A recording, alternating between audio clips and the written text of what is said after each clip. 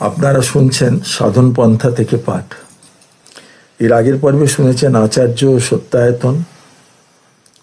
আজকের পর্বে আছে তীর্থযাত্রা ও পূজা। শ্রীশ্রীমৎ সত্যশ্রী যোগজীবনানন্দ তীর্থযাত্রা ও পূজা সম্পর্কে বলছেন যে সত্য জ্ঞান দ্বারা পরিমার্জিত পবিত্র প্রেমময় সত্যাচারীর হৃদয়ই মনুষ্যের মহাতীর্থক্ষেত্র।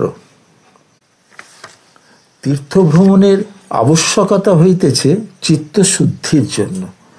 মহাত্মাগণ যখন উত্তম স্বাস্থ্যকর প্রাকৃতিক সৌন্দর্য শোভিত স্থানসমূহে তীর্থক্ষেত্র সকল প্রতিষ্ঠিত করিয়াছিলেন, তখন সে সকল স্থানে দেববিগ্রহাদি ছিল না।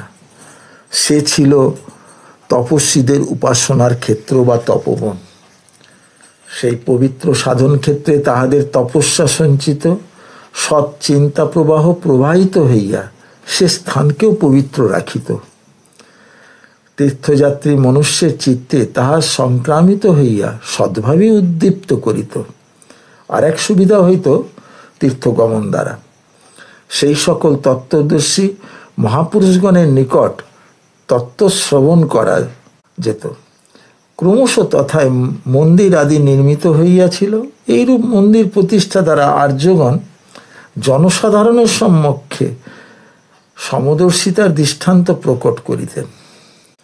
উৎসবাদী অনুষ্ঠান দ্বারা সৎকর্মে জনসাধারণের রুচি উৎপাদন ও নির্মল আনন্দ প্রদান করিবার চেষ্টা করিতেন। যেহেতু তাহারা সাধন সুগমতার জন্য নিজ নিজ উপাসনা গৃহে সাধারণের প্রবেশ অধিকার দিতেন না, তাহাতে পাছে কেউ দুঃখিত হয়, অবজ্ঞা মনে করে, সেই জন্য একটি মহাতীর্থক্ষেত্র আভিজাত্যের অভিমান ত্যাগ করিয়া বর্ণাশ্রমের লৌকিক শৃঙ্খল ছিন্ন করিয়া তাহারা সাধারণের সহিত একত্র পান ভোজন করিতেন, একত্র উপাসনা অর্চনা করিতেন ঈশ্বরের নামে। ইহার অপর এক গৌণ উদ্দেশ্য ছিল গৃহস্থগণের তীর্থভ্রমণ উপলক্ষে স্বাস্থ্যকর দেশে ভ্রমণের সুযোগ করিয়া দেওয়া এবং দেবালয়ের ভোগ দ্বারা অন্ধ আতুর অনাথকে অন্ন ও আশ্রয় প্রদান করা। মন্দিরের গঠন প্রণালী ও বিগ্রহ রচনার তাৎপর্য গ্রহণ করিলে আমরা আর্যগণের মহান ভাবেরই পরিচয় পাই। পৌত্তলিকতার লেশমাত্র বোঝা যায় না। মনুষ্য দেহমধ্যস্থ সাধন বিষয়ক স্তরগুলির প্রতীক দ্বারা ব্যাখ্যা করাই ইহার প্রধানতম উদ্দেশ্য। যেমন মানচিত্র দেখিয়া ভূগোলের জ্ঞান লাভ করিতে হয়, তদ্রূপ শ্রীক্ষেত্রাদি প্রধান প্রধান তীর্থ দেখিলে আত্মতত্ত্ব ও দেহতত্ত্বেরই আভাস পাওয়া যায়। কালক্রমে সে সকল সদুদ্দেশ্যপূর্ণ পবিত্র স্থান পাণ্ডা ও মহান্তগণের ব্যবসায় ও বিলাস নিকেতনে পরিণত হয়েছে। কুচক্র ধর্ম ব্যবসায়ী মনুষ্যগণ সাধারণ নরনারীর ধর্ম উন্মাদনার সুযোগ অবলম্বন করিয়া নানা প্রকার কল্পিত প্রতিমা স্থাপন করিয়াছে, নানা প্রকার দৃশ্যাবলী রচনা করিয়াছে।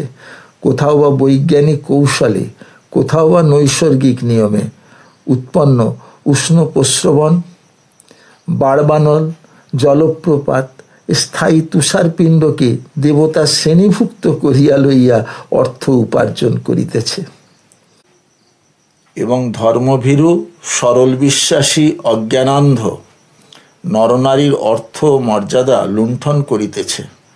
কত শত চোর বদমায়েশ সেই স্থানে যাইয়া আড্ডা করিয়াছে। তীর্থযাত্রী মনুষ্যগণ ইহা প্রায় প্রত্যেকেই মর্মে মর্মে অনুভব করিয়াছেন। সুতরাং বর্তমান সময়ে এবংবিধ তীর্থযাত্রা অর্থ, সম্মান ও স্বাস্থ্য নাশের হেতুস্বরূপ। ইহার আর কোনো উপকারিতা নাই। তজ্জন্য সত্যাশ্রয়ীর পর্ব উপলক্ষে তীর্থযাত্রা নিষিদ্ধ। দেশ দর্শন বা প্রয়োজন হইলে জলবায়ু পরিবর্তনের জন্য পর্বাতিরিক্ত সুযোগে যাওয়া যাইতে পারে, তবে ঈশ্বরের নামে সৎ উদ্দেশ্যে যে সমস্ত মন্দির বা বিগ্রহ স্থাপিত হইয়াছে তাহার মর্যাদা লঙ্ঘন করিবে না। যথাসাধ্য তাহার পবিত্রতা রক্ষা করিতে চেষ্টা করিবে। পুরুষ নারী প্রত্যেকের পক্ষেই এই নিয়ম জানিবে। সত্যায়তন প্রবর্তিত উৎসবসমূহ এবং নিয়মাদি প্রত্যেক মনুষ্যের দৈহিক ও নৈতিক উন্নতি এবং আনন্দ লাভের অনুকূল করিয়াই নির্ধারিত করা হইয়াছে। সুতরাং পুণ্য সঞ্চয়ের আশায় তদ অতিরিক্ত উৎসব ব্রত নিয়মাদি বাহ্যিক অনাবশ্যক আড়ম্বর জ্ঞানে সত্যাশ্রয় পরিত্যাজ্য। কিন্তু যে সকল পূর্ব প্রচলিত উৎসবাদি বা পূজা পার্বণ হিংসাচার বিবর্জিত মনুষ্যগণের হিতার্থে অনুষ্ঠিত, জনসেবার অনুকূল, যাহার উদ্দেশ্য বিশ্ব কল্যাণ, যাহা ব্যক্তিগত স্বার্থ প্রণোদিত বা ব্যবসায় নহে, তাহার অনুমোদন করিবে। সত্যাশ্রয়ী সত্যায়তন প্রবর্তিত পূজার মর্ম অবগত হইয়া গুরু মাতা পিতা প্রভৃতি যোগ্যজনকে ও বিদ্বানকে অভ্যর্থনা ও সেবা করিবে।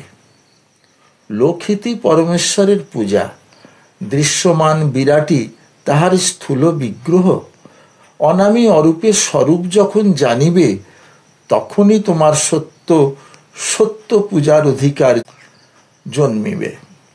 তথাপি প্রচলিত পূজাদিও আনন্দ উৎসব জ্ঞানে লোকহিতকর অনুষ্ঠান যুক্ত করিয়া সম্পাদন করিতে বাধা নাই, কিন্তু মুক্তি কামনায় উপাসনার অঙ্গ মনে করিবে না।